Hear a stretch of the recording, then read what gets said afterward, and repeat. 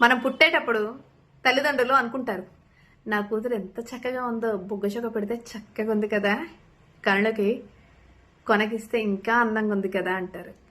నా కొడుకు రాజులా ఉన్నాడే, వీడు దర్జా చూడు, కాలు మీద కాలు అనుకోకుండా వేసినా కూడా తెగ గొప్ప అయిపోతుంటారు తల్లిదండ్రులు. అందులోన తల్లి విపరీతంగా మురిసిపోతుంది. అలాంటిది కొద్ది రోజులకి నా కొడుకు ఇలా చదువుతాడేమో, అలా అవుతాడేమో, ఇలా అవుతాడేమో, ఏ కలెక్టర్ అయిపోతాడో, ఏ ఐఏఎస్ అయిపోతాడు, ఐపీఎస్ అయిపోతాడు, ఇలా రకరకాలుగా మాట్లాడుకుంటూ ఉంటారనమాట. పెరిగే వయసులో వీడి చదువేంటి ఇలా ఉంది, ఎలా ఏం చేస్తాడో ఏంటో, ఎలా పెరుగుతాడో ఏంటో, ఎలా గమ్యానికి చేరుతాడో అనుకుంటారు.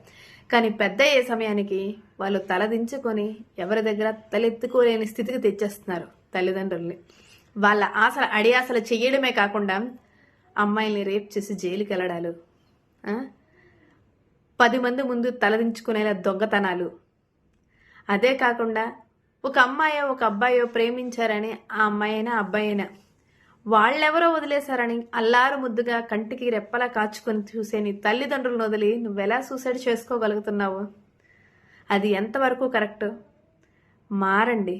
అసలు పరిస్థితి చూస్తుంటే అమ్మాయిలు కానీ అబ్బాయిలు కానీ చాలా బాధ అనిపిస్తుంది. దీన్ని నెవర్ ఎక్స్ప్లెయిన్. ఎవరైనా కూడా ఎవరికి వాళ్ళు సెల్ఫ్ సెక్యూర్ చూసుకోండి ప్లీజ్.